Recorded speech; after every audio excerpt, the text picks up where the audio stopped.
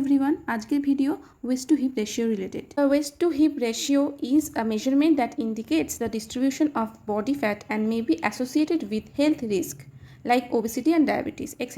The waist to hip ratio calculate করা হয় body এর অ্যাবডোমেন অ্যান্ড লোয়ার এরিয়াতে স্টোরড ফ্যাট কত তা জানার জন্য।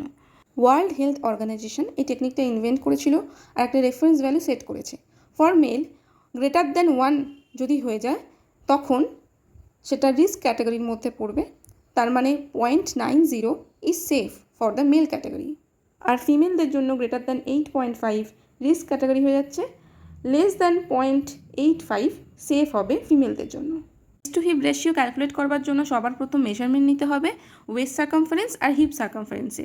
ওয়েস্টের যে ন্যারোয়ার পোর্শনটা থাকে সেইখানটা আমরা মেজার করব এবং হিপের যে ওয়াইডার পোর্শনটা থাকে সেই পোর্শনটা আমরা মেজার করব। আমরা মেজার করব তখন যেন দুটো ভ্যালুই একই ইউনিটে থাকে। Formula is very easy, waist সার্কামফারেন্সকে হিপ সার্কামফারেন্স দিয়ে ডিভাইড করে দিলে আমরা পেয়ে যাব। এখানে একজন ফিমেল ক্যান্ডিডেটের নিয়েছি ওয়েস্ট 28 ইঞ্চ আর হিপ 35 ইঞ্চ, এই দুটোকে ডিভাইড করে পাচ্ছি 0.8, যেটা একটা ফিমেলের জন্য নর্মাল ভ্যালু। আমি হুয়ের একটা cut off value chart provide করলাম, আশা করি তোমরা বুঝতে পারবে। ভিডিওটা যদি হেল্পফুল লেগে থাকে তাহলে কমেন্ট করো, লাইক করো আর চ্যানেলটাকে সাবস্ক্রাইব করো।